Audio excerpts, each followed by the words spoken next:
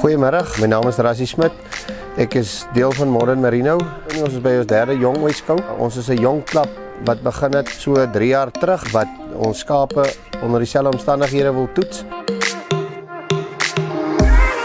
Ons het ons skape laas jaar Maart maand ingeskryf. Hulle is geweeg en geskeer en in een trop gejaag en September maand het ons hulle ram gegee. Dit is wat ons vandag nou doen. Ons skou hulle hand-oog en dan daarna word hulle geskeer. Die vagte word geweeg.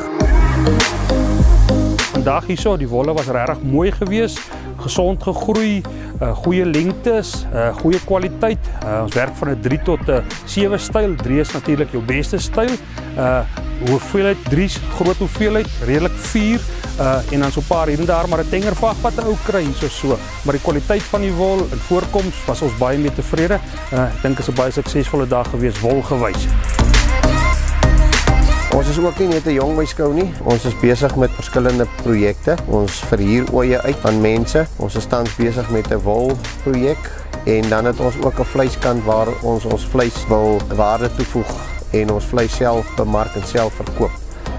Ek wil net met hierdie geleentheid ook baie dankie sê aan BKB vir al hulle besonderse hulp hierdie jare, vir die borge wat hulle vir ons gee. Ek kan net 'n telefoon optel en hulle sal ons help. Hulle het geen probleme daarmee nie.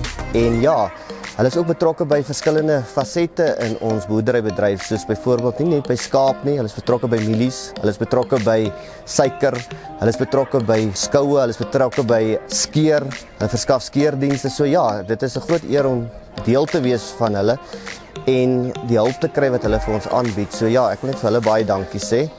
En hulle volgende jaar doen hulle 100ste verjaarsdag wat hulle beplan. En ek dink dit gaan 'n groot geleentheid wees vir BKB om al 100 jaar bestaan in hierdie wolbedryf van ons te hê. So ja, ek wil net nogmaals dankie sê vir al hulle moeite. Baie dankie.